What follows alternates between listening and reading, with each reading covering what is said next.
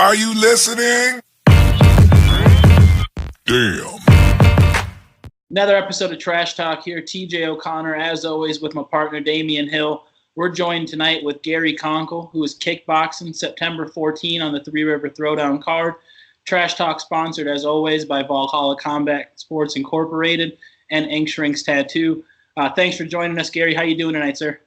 Good. I'm feeling good. Just got done watching the fights. They were absolutely amazing. I won't spoil anything. Maybe some people haven't watched it yet. Spoiler alert. To watch. No. Yeah, no, it's good to watch those fights, and it's good that you didn't spoil it for anybody. Like, unlike some people, TJ. I spoiled it. I'm a fan of those daytime cards. I like when they go across the world like that. Nothing better than waking up on a Saturday and just kicking back. I work weekends, bro. Fuck you. Hey, I got business hours. I apologize about that. But enough of that. Good UFC card, like we said. But Gary, appreciate you sitting down with us here tonight. You are, like I mentioned, kickboxing here just a week from tonight, September 14th. You're fighting against an opponent you're familiar with, Victor Cabadas. There's been a lot of change recently with your situation. You mentioned here off camera that you have a new training situation, a new team. Can you give the fans an insight as to what's changed for you recently leading up to this fight? Yeah, so I spent my whole life in Stevens Point, Wisconsin, not too far from where I'm living now. I've been with my girlfriend for a while. I fought one of her teammates, which was an awkward, weird situation. Yeah. Because I come and spend my weekends with her, but I can no longer train in her gym. I was fighting Felipe Martinez, amazing athlete, well respected in the area. So, I wasn't able to train there. We ended up fighting. I kind of knew I needed to make the switch, so I then switched gyms, moved in with her, and I've been training up at Ironworks since then. I can personally say I left a really good gym back home, and my biggest fear was, this one not giving me what I was looking for. Like I thought my gym was the future, of my career, and ever since I moved, like everything has just, my martial arts skill has just gone through the roof. Like the guys just, the stand up in itself is everything I've been looking for. The movement, like I can personally say, like I know, and from the feedback I've been getting is I'm a completely different fighter, and I'm looking forward to showing that. It's been about 6 months since anybody has seen me fight or do anything. I've been off camera, I've been off Facebook, so nobody knows what I'm doing. So except in a week, I get to show absolutely everybody. My favorite aspect of fighting is standing and banging and just throwing down and giving the fans what they want. And I have a very well-respected opponent with somebody I have to respect, because the first time around, me and him have already fought, and we put on a war. It went short just of three. It was a 3-round fight, came short of the very end. You beat me with a minute left, something like that, caught me in an armbar in a fight which I would say I was dominating, but it was back and forth. It was standing. It was on the ground. Little side story. I respect this guy a lot. I was just in Madison last month for the kickboxing Bushido that's Master P holds, and Victor came a long way for that fight, so he didn't have a lot of people. My opponent, and so I did some sparring with him then to get him warmed up for the fights, and I ended up cornering him. So I'm in his corner. And as I'm coaching him, helping him, I'm seeing what I would do differently.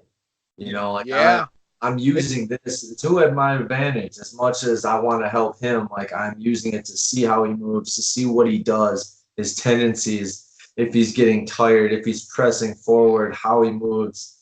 So, I kind of feel like I got his game book already, and him knowing nothing about me is where I feel like it's going to help me come out ahead in this fight. Yeah. So, that's a situation I'm in right now, completely different fighter. I kind of know quite a bit about him, being I was as close as you could possibly get to his last fight. Yeah. So I want to touch on two things that you just said. The fact that you had fought Felipe, you made the switch to training with them. one of the things about a true martial artist and somebody who's actually trying to get better at their skills, and this is just me making a statement, you know, I don't really have a question for what I'm about to say, but it just goes to say like how much dedication in to your improvement that you actually have, you know, because when I was wrestling, and this is at the smallest level of wrestling from like Pee-wee all the way up to the elite level and Olympic level, like they all kind of have the same mindset, the ones that are the best, that, oh, this guy beat me in the practice room, well, we're training together tomorrow. You know, Yeah. like we're going to continue to go, and it makes you better. You lost to a guy and you go to his gym, you start working with him and start working with the guys that made him better.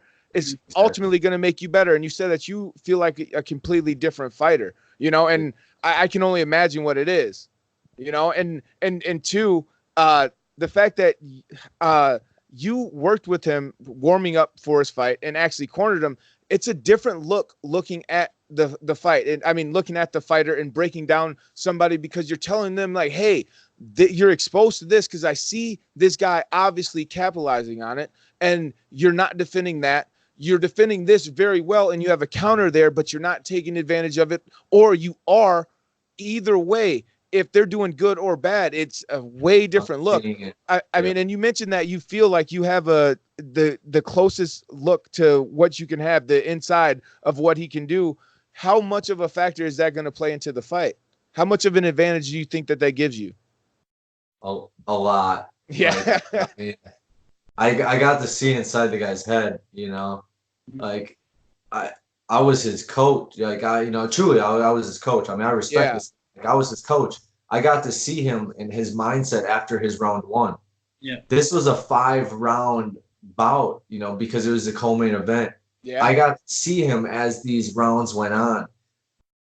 My cardio is next to none, you know, like, so seeing if he was tired after 2 rounds or after 1 round, to see how busy he was, for me to tell him, you know, to do this, to see how he reacted to stuff, you know. So if I know if I'm going to come out there and do one thing 1 round, and his corners are going to see this and tell him you got to fix this, and then I know coming ahead that, well, he doesn't, you know, if he's not going to listen, I'm going to come out with something completely different. And now he has to adapt. Like, I feel like I'm going to jumble this guy up. Like, I got too many tools in my toolbox, you know. And this is somebody I truly, truly respect as a martial artist. He is a great guy. Yeah. But the tools that I do have in my toolbox, I mean, I feel like I'm capable of getting any job done at this point in my career. And like, I'm really looking forward to showing it. Like, it's been my last fight fell through 2 days before my fight. 2 days before my weigh-ins, my last fight fell through. You know, like, and that was gonna be MMA. That was gonna be my last MMA fight. And then so I focused on this one, and then I just focused on my stand-up. Oh, okay. I'm sorry.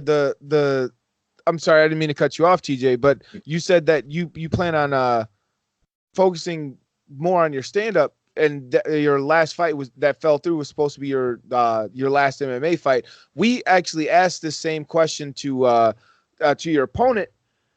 Do you plan on not going back to MMA and mostly focusing on your stand-up?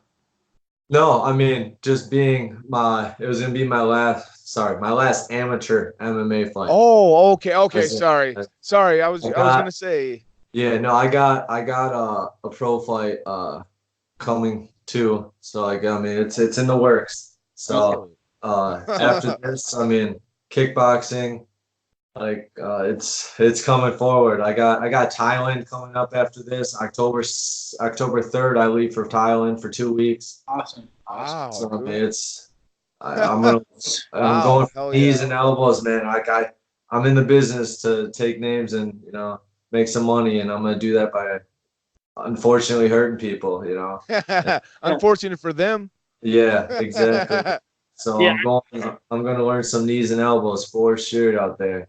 Oh yeah. Yeah, there's definitely a lot on the horizon for you here, and I like the way you mentioned the mindset going into this fight. Cornering a fighter, that truly is an intimate experience. You get to learn a lot about someone, and this isn't a story from a couple of years ago. This was 30 days ago, like you mentioned. This was a month ago that you were this intimate here. You know him, you fought him, you've been in the cage before, you've worked with him, you sparred him. What do you think this fight under a new rule set will bring. You're a veteran of MMA. You mentioned you've had 19 MMA fights. He's a veteran of MMA. This is your first kickboxing match with the 10-ounce gloves. Do you think that's going to play difference here? If you look at your style, you're always a stand and bang guy. Do you feel like this plays into your style, or are you going to bring a different look to the cage here next weekend? And the look I'm going to bring is the small gloves. I got a custom pair of 20-ounce gloves just so when I put anything on, it's going to be smaller. I'm going to be faster. Like, this is no joke. Like, I train possibly as hard as I could possibly make it to go out there and perform my best. I want my cardio to be the best. 2-minute rounds, you're going to see flurries. Like, I mean, a pace that somebody has never been in, like, drugged through deep waters. And that, I mean, this isn't just for him. This isn't me talking smack about him. This is the mentality I have going into this. I want to have the best cardio so I can drag this person in swimming and make them keep up with me until they're drowning. And when they're drowning, I'm going to keep on going. Like, and that's man. Yeah. Along with it, though. So, I mean, yeah, dude, you I don't think you can say it any better than that. I mean, exactly. Isn't that ultimately what you want to make it for? Is easy for you, hard for them. Yeah, and it's stand up. Like, I mean, I don't have to worry about throwing too much and them taking me down. I don't have to, like, there's so many mind tricks that, like, I've learned in the quite a few years I've been doing this, and even just the last 6 months from elite people. The guys at my gym are amazing, man. Like, I'm getting my ass kicked left and right by different people in different aspects, and new tricks being showed to me that I'm putting in the toolbox. Like, I mean, there's so many undefeated fighters at the gym I'm at. Like, it's unreal, and that speaks for itself. The last show that they had, I mean, their gym went 10-1. Like, it's hell yeah, dude. Not too many gyms have runs like that, especially all in one night. Wisconsin has runs like that. Like, yeah, the people I'm around is amazing, and I feel like I'm a good addition to the team, and they only make me better. Like, it's just like they say, iron sharpens iron, and that's what we have in Ironworks. We're a grind. Definitely, and you couldn't have worded any better. That was, I mean, it was a great promo. Just, normally I like to ask guys, what's going to bring fans in, what should they expect? But I feel like you just answered that for me. I feel like you just sold the tickets for the fight. Like, hey, it's a kickboxing. So, like, my last fight, I was the co-main event. This being kickboxing, I knew that we're gonna go first. Like, we're ahead of MMA. Yeah. I wanted to be the first fight just to set that bar. Like, I wanted to show fans what they're in store for the night. Like, I mean, like, that speaks for itself. Like, not a lot of people do that. Like, they want to wait later on. I want to get these fans going. Yeah. Like, I want them to see what we're bringing, and I want to start that out for our team, like a good solid run of wins all night. Dude, I think TJ understands, like, the reaction that I'm having to what you just said, because I've literally have been saying the same thing my entire career, like, wanting to be the first one out there. Like, I don't care about waiting. Like, I want to go do this, get this done, get the motherfuckers on their feet. Like, especially if you can expect, like, oh, it's supposed to get better from here on out. Like, I'm not, like, I want to be the one to set the bar. I want everybody to be trying to outshow me, And I'm like, I love what you just said right there. And you did speak on shouting out a lot of the teammates that you had or whatever, but is there any specific teammates, any specific sponsors, or anybody outside of the gym, any friends or family, anybody you'd like to shout out and sponsors before we wrap it up tonight? I mean, I haven't spoke with a lot of my sponsors, but I mean, that goes anybody back home. Stevens Point, that's where I'm from. I love every one of you guys, all my family back home. My mom, dad, I love you guys. My dad's coming up. My mom can't make it. She's going to a concert. I love her for that. She doesn't want to see you fight. Like, it's probably a mother thing, like, and then after you go out there and you perform well, she's gonna be like, hey, can I see the video? Like, messaging my dad. You know, Yeah. my girlfriend, truly Nikki Shady, she has been absolutely amazing.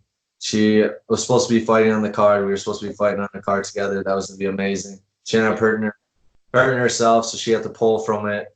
She has been such a trooper, helping me continue to get to practice, making sure I'm eating right, keeping my mind right. Which I mean, that's it's pretty given. Like I have a solid mind, but she's right there with me, flowing good, positive energy, back and forth.